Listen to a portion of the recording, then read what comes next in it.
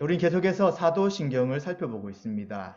사도신경은 신앙의 핵심적인 것을 12가지로 구분하여서 우리가 고백하고 또 알고 있어야 될 12가지 신조를 고백하는 것이 사도신경입니다. 지난 몇 주 동안 우리는 교회가 어떠한 것인가, 교회를 믿는다고 할 때 교회의 4가지 속성과 2가지 표지를 분명히 알고 믿는다는 것을 살펴보았습니다.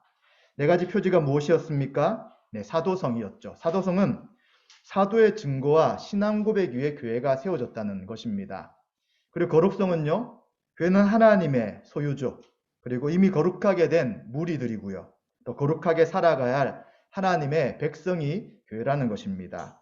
또 우리는 교회는 보편적인 특징이 있다는 것을 보았습니다. 어떠한 이유로 차별하지 않고 모든 사람을 포괄하는 공동체가 바로 교회입니다.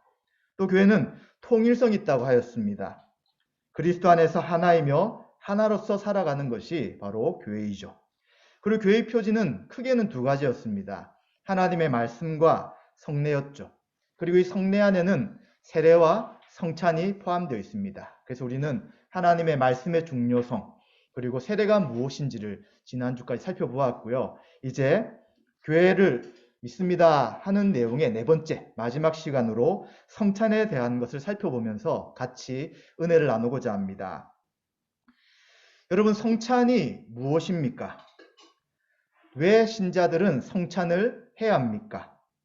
그것은 예수 그리스도께서 명령하신 것이기 때문입니다.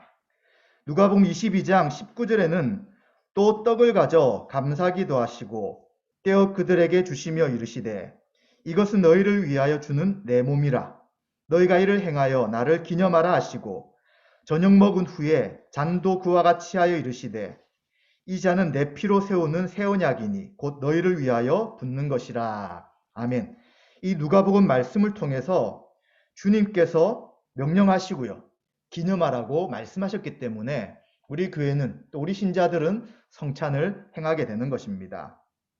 또 고린도전서 11장 26절에는 너희가 이 떡을 먹으며 이 잔을 마실 때마다 주의 죽으심을 그가 오실 때까지 전하는 것이니라. 아멘. 이 말씀을 통해서 성찬을 언제까지 하느냐? 주님 오실 때까지 계속해서 교회는 성찬을 해야 되는 것입니다. 그래서 교회는 보이지 않는 4가지 속성을 가지고 있잖아요. 그러나 그렇다면 보이는 표지는 무엇이냐라고 했을 때 바로 이 주님 오실 때까지 행하는 성찬이 2가지 표지 가운데, 이 성례 가운데 포함되어 있다는 것을 우리는 꼭 기억해야 되는 것입니다. 이러한 성찬에 대해 다양한 용어를 사용하고 있습니다. 우리가 많이 들어보았던 주님의 만찬이라는 표현이 있습니다. 주님이 성찬을 친히 제정하셨고요. 그리고 밥상을 차려주시면서 우리에게 자신을 다 내어주셨습니다. 우린 성찬을 받고 머리로 이해하기 전에 받아먹고 몸으로 먼저 직접 체험하기 때문에 주님의 만찬이다 라고 칼빈은 이야기하였습니다. 또 성찬을 감사성찬이라고도 표현합니다. 주님이 십자가를 통해 이루신 은혜와 공로를 기념하고 감사합니다. 은혜에 대한 합당한 반응인 감사를 강조하는 표현으로서 성찬을 감사성찬이다 라고 말합니다. 그리고 거룩한 교제라고 이야기합니다. 이 성찬이라는 것이 그냥 기념하고 끝나는 것이 아닌 거죠. 인격과의 구체적인 만남이라는 특징이 있습니다. 우린 성찬을 통해서 우리를 친구라 부르며 자신의 살과 피를 내어주신 예수님을 만나 교제하는 것이죠.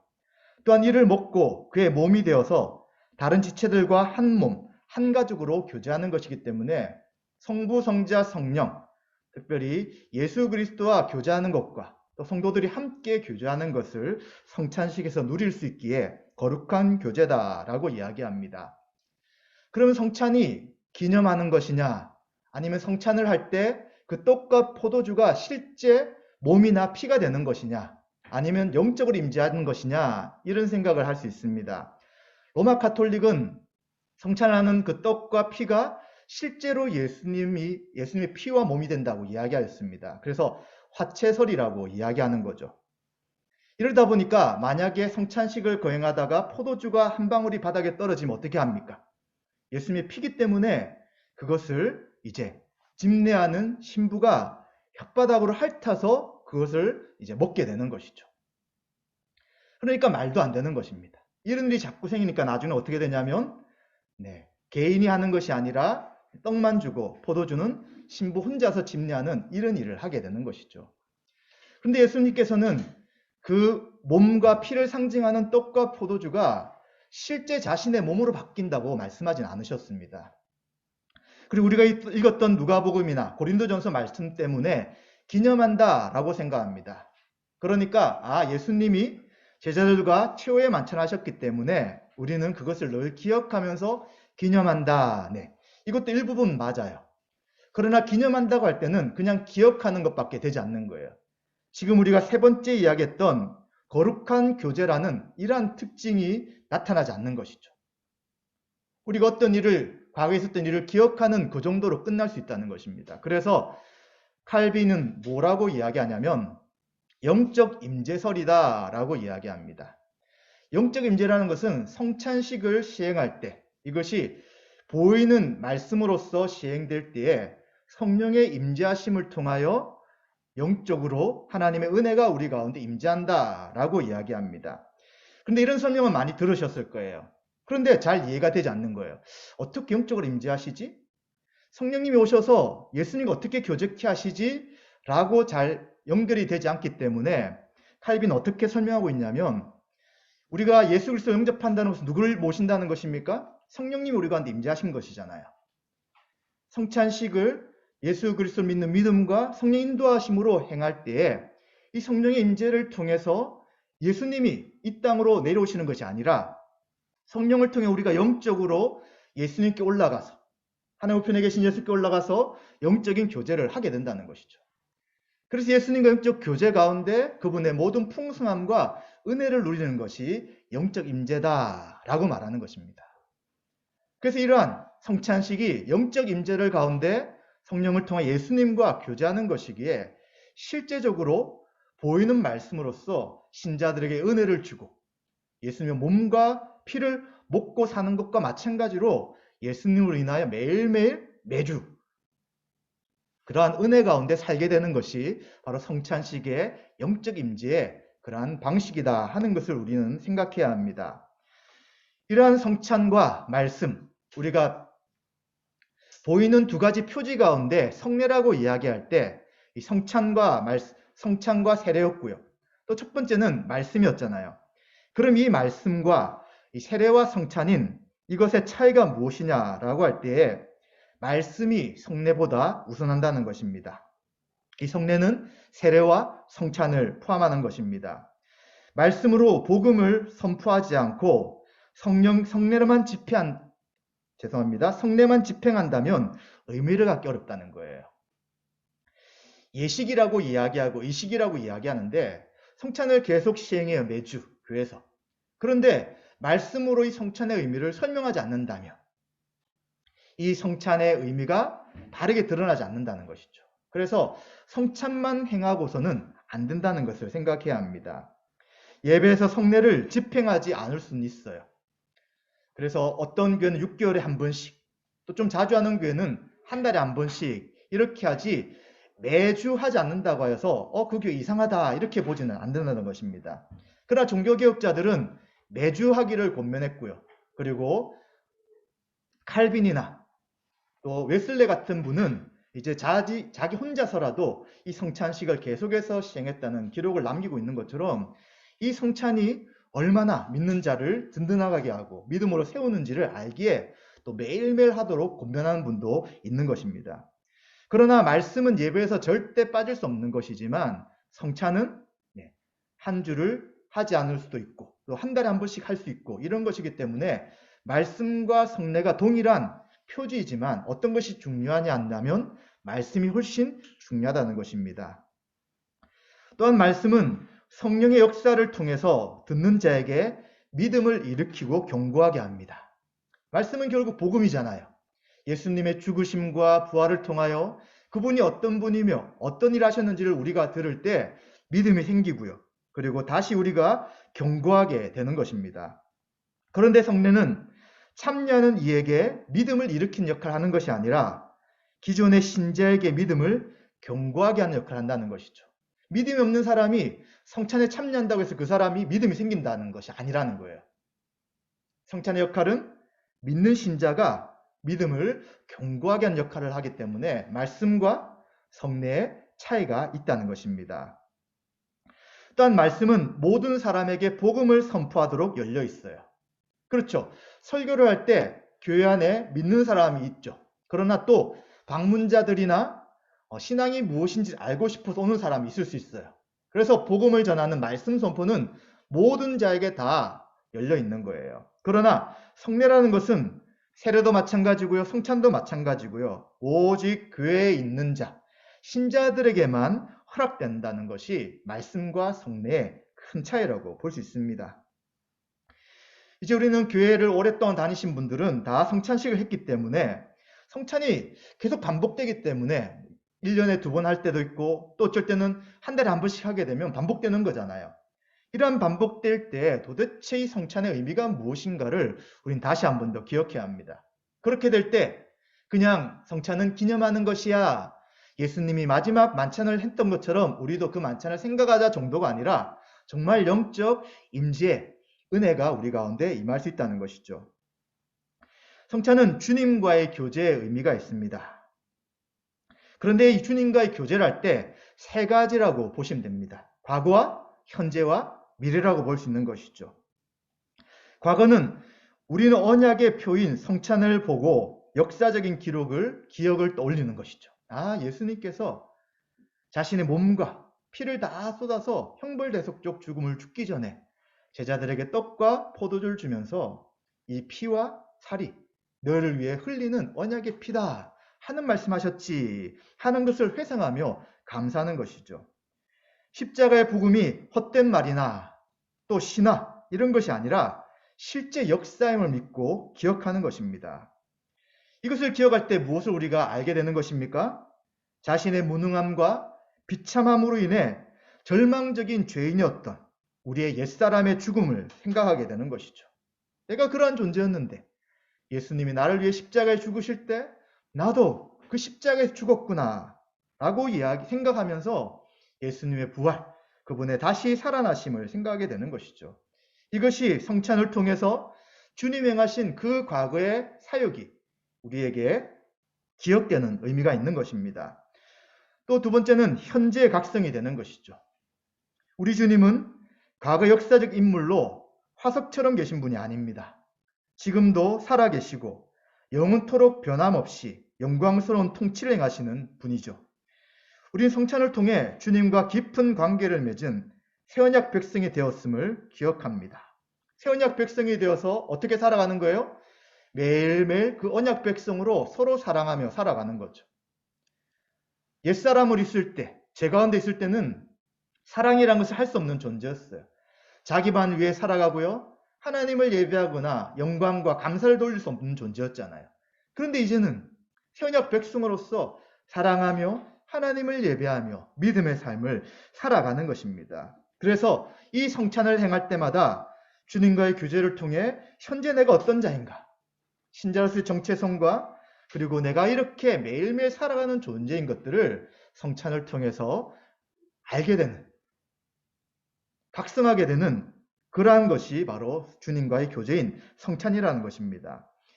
그리고 이러한 주님의 교제를 하는 성찬의 의미는 또 미래로 연결이 되는 것이죠. 성찬 언제까지 하라고 했습니까? 주님 다시 오실 때까지 하라고 이야기했습니다. 주님이 재림하시면 하나님 나라가 완성되는 것입니다.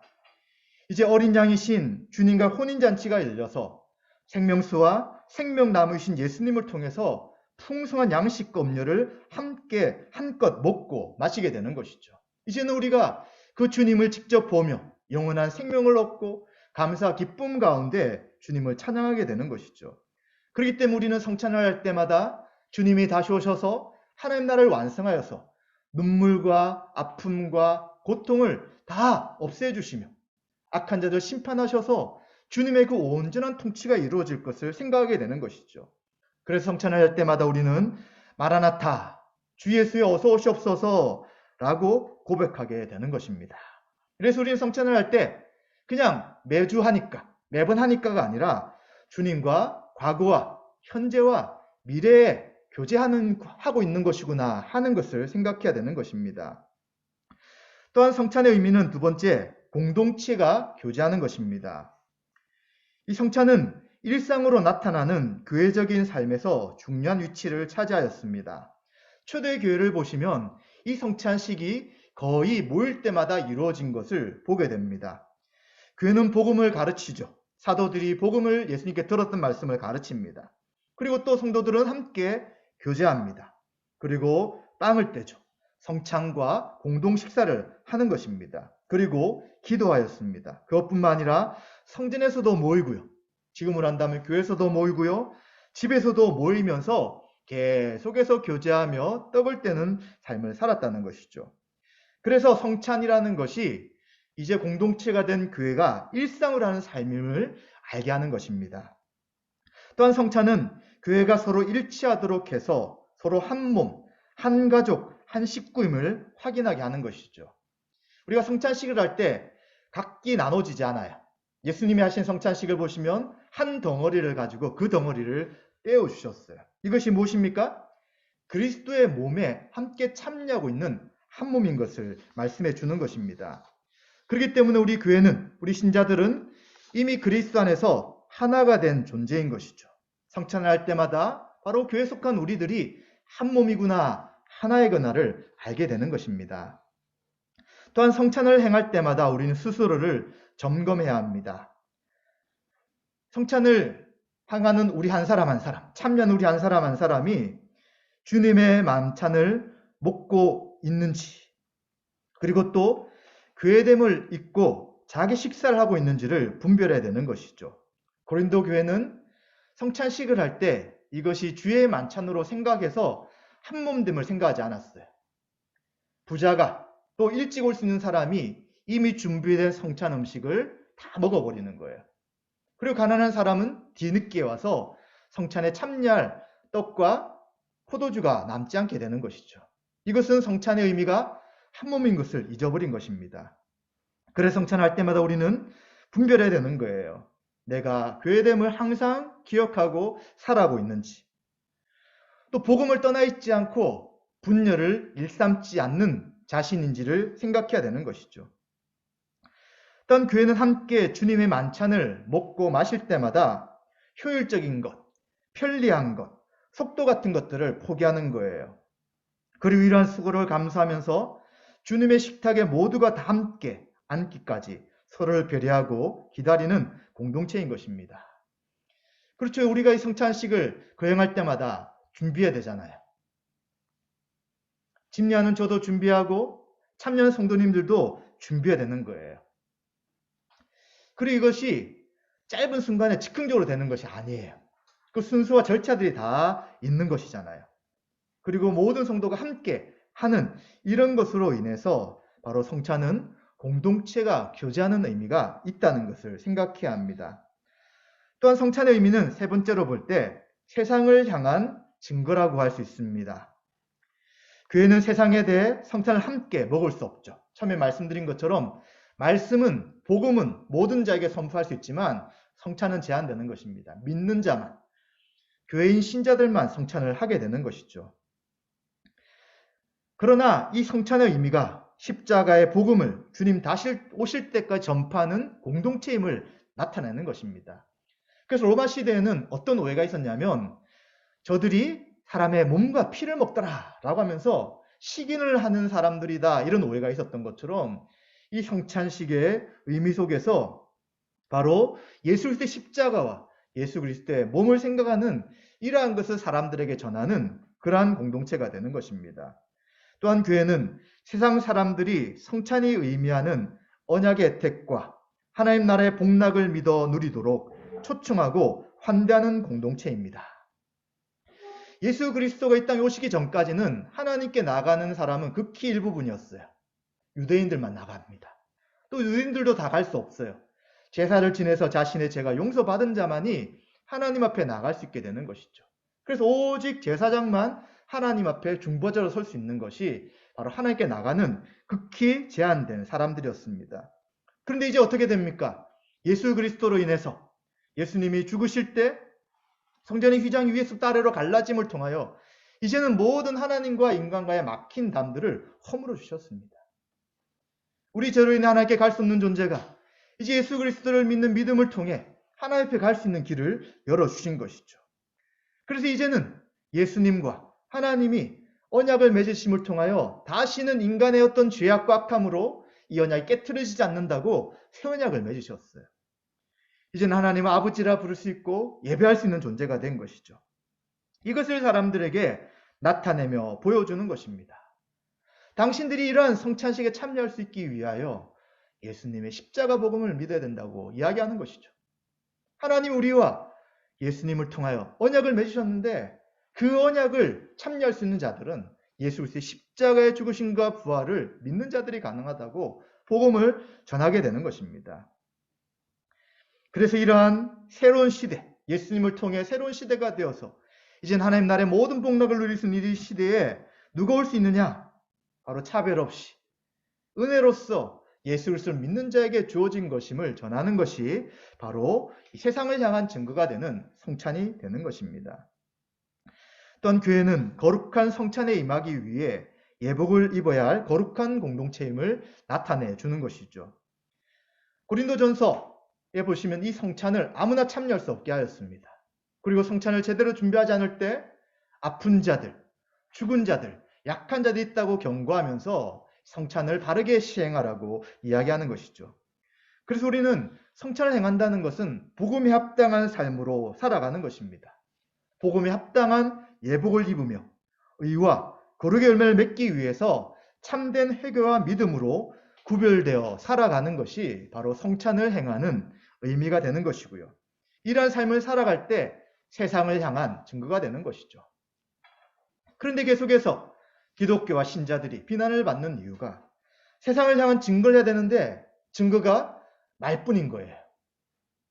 이 말도 복음이 아니에요. 예수 믿으면 잘 된다, 병이 낫는다, 행복한 삶을 산다 이런 것으로 복음도 제대로 이야기하지 않고 그리고 인간의 탐욕과 이기심을 조장하는 이야기들을 하면서 삶 또한 이기적으로 살아가기에 정말 저 사람들이 신자인가? 정말 저것이 교회인가 하는 비난을 받게 되는 것이죠. 그러나 성찬을 바르게 행한다면 우리는 의와 거룩한 열매를 맺는 신자로서의 정체성을 분명히 알고 이 성찬에 참여하게 되는 것입니다. 그럼 이제 성찬이 구체적으로 어떻게 이루어질까요? 성찬은 세례받은 신자, 교회의 정회원만이 받을 수 있습니다. 우리가 이제 11월 21일이 추수감사주일인데 이제 성찬식을 하려고 합니다. 이제 대상은 정회원과 준회원과 특별회원으로 하도록 하겠습니다. 그리고 지금 정회원 훈련, 정회원 준비를 하시는 준회원들이 이제 빠르면 12월부터 한 달에 한 명씩 정회원으로 임명하기 위해서 다시 한 번 더 면담을 하고 정회원이 어떠한 것인지를 나누고자 합니다.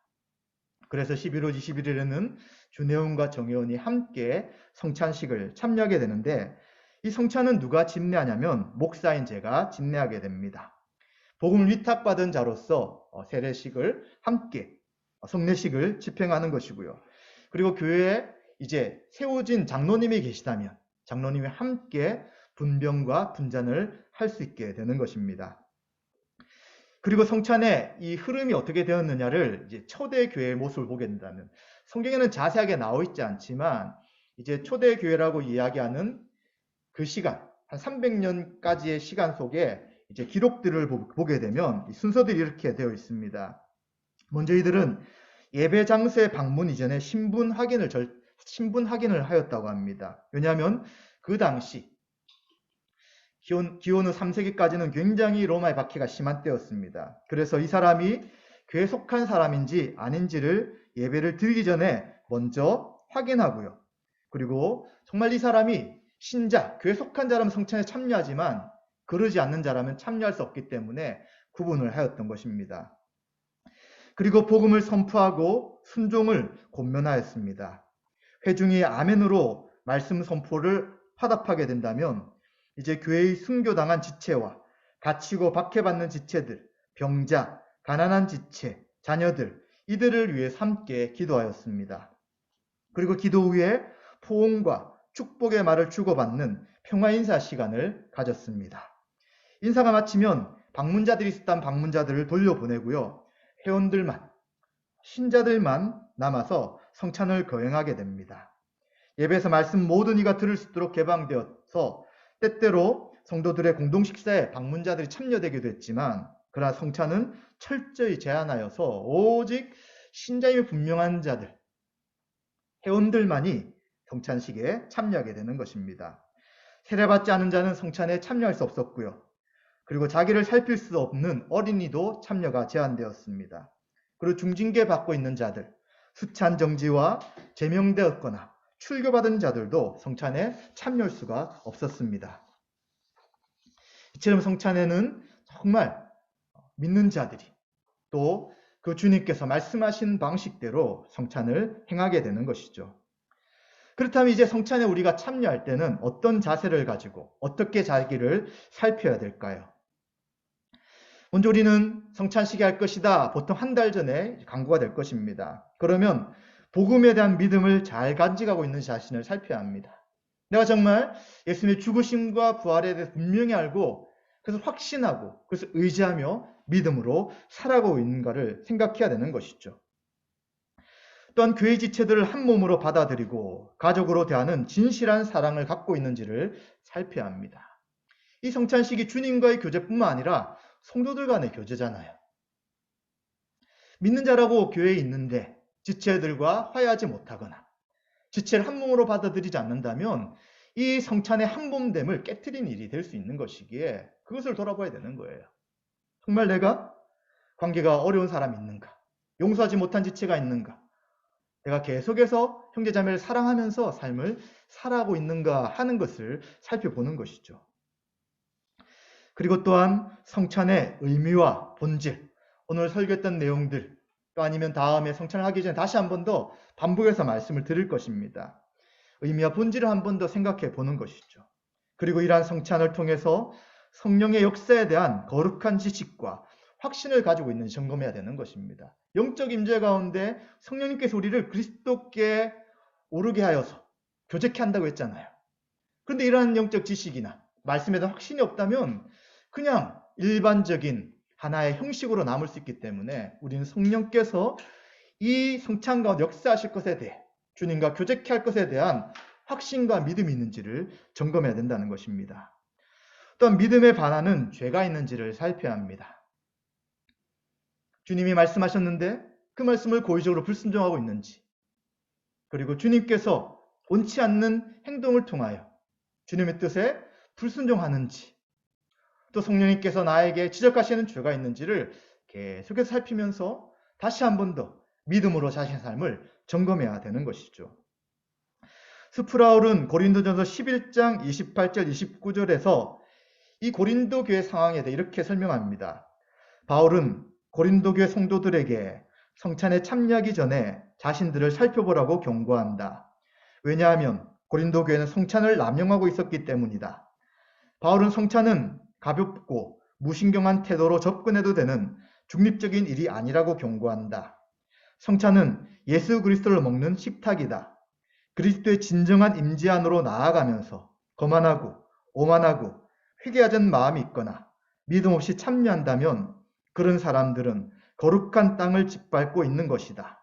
그런 사람은 먹고 마심으로 자신의 멸망에 이르게 될 것이다. 왜냐하면 이것은 믿는 자들에게 주어진 성례이기 때문이다. 만약 참된 신자가 아니라면 성찬이 나타내는 진리를 조롱하는 것이다. 십자가를 신성모독적으로 다루고 있는 것이다. 이러한 경고를 하면서 이 바울이 했던 경고처럼 고린도 교회가 성찬을 자기의 마음대로 하기 때문에 그 성찬으로 인한 징계가 있었던 것을 우리는 알게 되는 것입니다. 따라 성찬은 준비할 때부터 은혜가 임하는 거예요. 앞에 말씀드렸던 복음에 대해, 지체들과의 교제에 대해, 또 성찬의 의미와 본질, 또 성령의 임재하심, 그리고 믿음에 반하는 죄가 있는가 이런 걸 살피게 되니까 당연히 우리는 은혜가 임할 수밖에 없는 거예요. 또한 이러한 은혜가 임할 때는 회개하게 되는 것이죠. 내가 어떤 것에 대해 지적을 받을 때, 말씀을 통해 성령님을 통해 깨달음이 있을 때 우리는 회개함을 통하여 믿음이 견고하게 되는 것이 바로 성찬을 하기 전에 우리가 준비할 때 받는 은혜라고 할 수 있는 것입니다. 그렇다면 이런 고민도 하게 돼요. 이제 보통 성찬을 할 때 준비가 안 됐거나 믿음이 없는 분들, 믿음이 없다기보다는 어떤 죄를 지은 분들은 이제 참여하지 못한다, 이런 말씀을 읽게 되잖아요. 그러니까 내가 봤을 때 그러한 준비 시간을 가졌지만 아직도 뭔가 믿음이 없는 것처럼 부족한데 어떻게 되는가 라고 할 때 참여 안 하는 것이 아니라 자신의 믿음의 부족함과 또 그것에 대해 두려움이 있을지라도 주님이 성찬식을 통해서 우리에게 베푸실 은혜에 대한 소망함이 있다면 이 준비 기간을 통해서 성찬에 참여하면 되는 것이죠.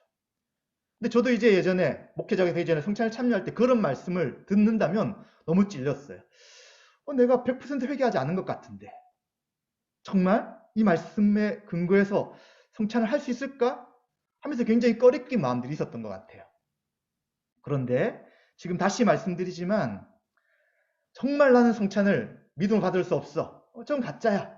난 예수님 인정도 안 해. 이런 사람이 아닌 이상 우리 가운데 그런 마음에 걸리는 생각들, 그리고 하나님 뜻대로 내가 불순종한 것이 또 있는 것 같은데 100% 회개가 안 됐는데 이런 것이 있다고 해서 참여하지 않는 것이 아니라 다시 십자가에서 베푸신 그 은혜를 생각하며 믿음으로 참여할 때 이제 또 성찬의 은혜가 우리 가운데 임한다는 걸 생각해야 합니다.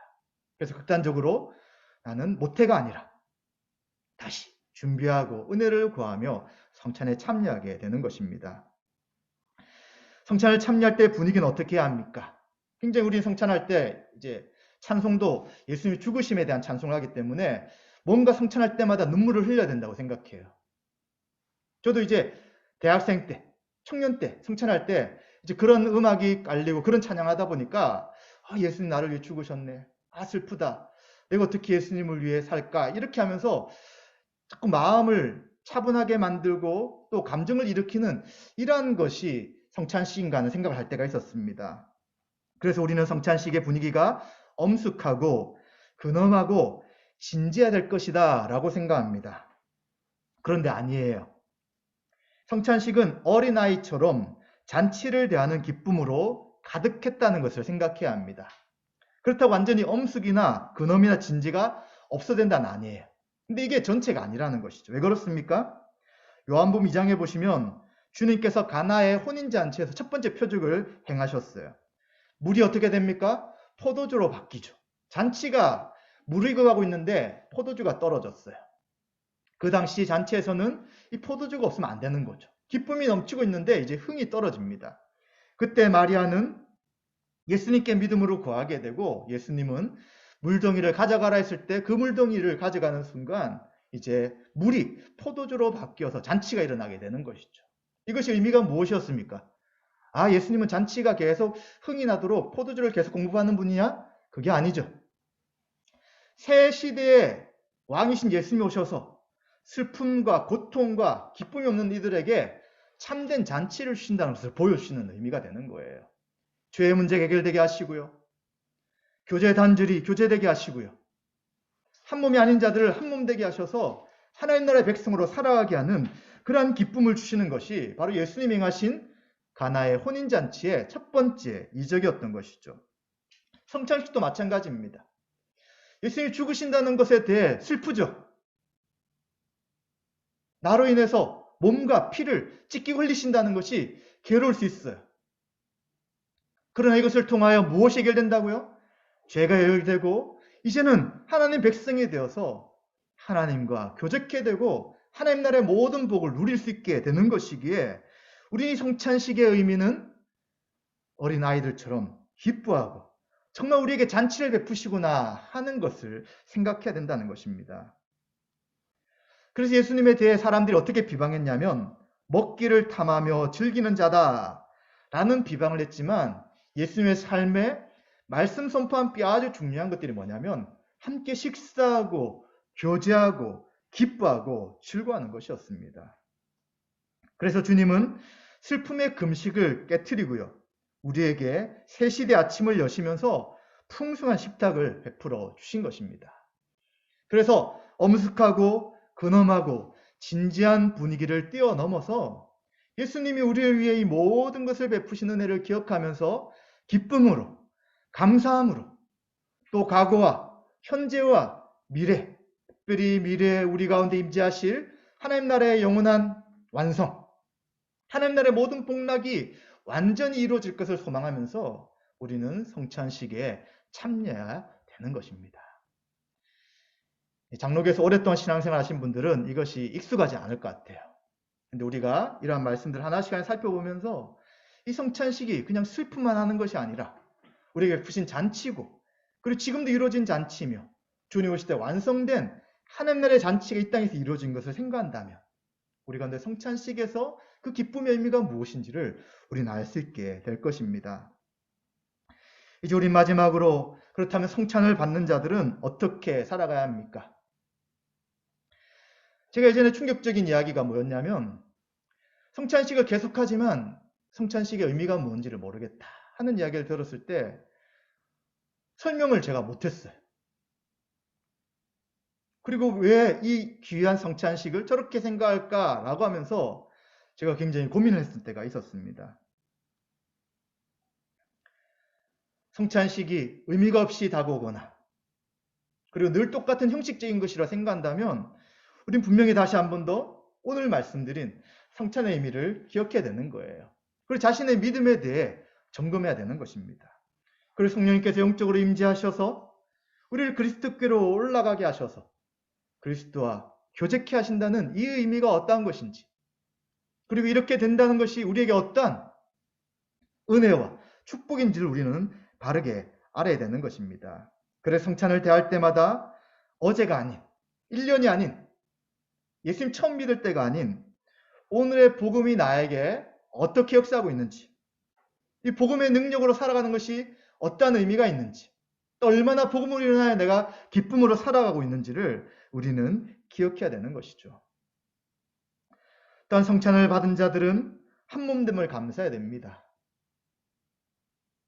지금 얼마나 사람들이 교제를 하지 못합니까? 부부간에도, 친구관계도, 부모와 자녀관계도 여러 관계 속에서 교제라는 것을 상실하였습니다. 형식적인 교제는 하죠. 서로에게 도움이 될 때 교제는 합니다. 그러나 하나님 나라에서 이야기하시는, 성경에서 말씀하시는 정말 한 몸으로의 감사와 함께함에 대한 것은 누리지 못하고 있는 시대입니다. 그러나 성찬을 받는 자들은 바로 교회 안에서 그런 한 몸으로, 한 가족으로 교제하며 살아가는 것이잖아요. 그렇기 때문에 성찬을 할 때마다, 또 성찬을 하는 우리들은 교회 안에 이렇게 한 몸, 한 가족이 있다는 것을 기억하면서 서로 한 몸으로 삶을 살아가야 되는 것이죠. 한 몸으로 사는 것이 무엇입니까? 겸손해야 되고요. 이해해야 되고요. 그에 관심을 가지고 기도해야 되고요. 그를 위해 시간과 물질을 나눠야 되는 것입니다. 사실 주님 우리에게 사랑을 주셨지만 이 사랑이 아무런 노력 없이 갑자기 되는 게 아니잖아요. 사랑에는 시간과 노력이 필요한 것처럼 우리 성도들 안에 참된 가족으로서의 교제에도 사랑의 수고가 반드시 필요한 것입니다. 한 번 더 만나고, 한 번 더 연락하고, 한 번 더 식사하고, 한 번 더 기도하고, 같이 말씀을 나눌 때에 이 사랑이 계속해서 커지게 되어서 정말 교회가 참된 가족이구나, 교회가 참된 공동체구나, 교회가 정말 사랑으로 나와 함께하는 곳이구나를 이해한다면 이것이 바로 성찬을 바르게 이해하고 성찬을 받은 자들이 살아가는 삶인 것을 생각해야 합니다. 성찬은 예수님 몸과 피에 참여하는 의식입니다. 그냥 기억하는 것이 아니에요. 영적으로 성령의 임재를 통하여 예수님 몸과 피를 마시며 생명을 누리는 시간인 것입니다. 그래서 신자에게는 이 성찬을 통하여 믿음이 그리고 은혜가 더 증진되고 그리고 더 충만하게 되어서 우리 다시 한 번 더 믿음의 삶을 살아가는 것입니다. 성찬을 준비하기 전에 우리는 다시 한 번 더 자신을 살펴야 합니다. 내가 복음의 진리 가운데 바로 서 있는지, 지체들을 사랑하고 섬기고 있는지, 그리고 내가 고의적으로 짓는 죄나 회개하는 죄가 있진 않는지, 또 마음이 세상에 빠져서 먹고 마시고 이런 것들에 너무나도 기울어져 있어서 하나님 나라와 주님 주신 은혜를 누리지 못하는지를 점검해야 되는 것이죠. 그리고 성찬을 준비하며 회개할 때에 이 성찬을 준비하기 전에 우리에게는 또다시 은혜가 임하는 것입니다. 사랑하는 성도 여러분, 우리들은 이러한 성찬의 의미를 생각하시면서 11월 21일에 있을 성찬식을 기대하고 참여했으면 좋겠습니다. 그리고 처음은 다 아닐 수 있지만 매번 이제 우리가 성찬식 할 때마다 다시 한 번 더 성찬의 의미를 기억함을 통하여 영적으로 임재하시는 그리스도의 은혜가 성령님을 통하여 우리 한 분 한 분 가운데 임하시기를 주님의 이름으로 축원드립니다.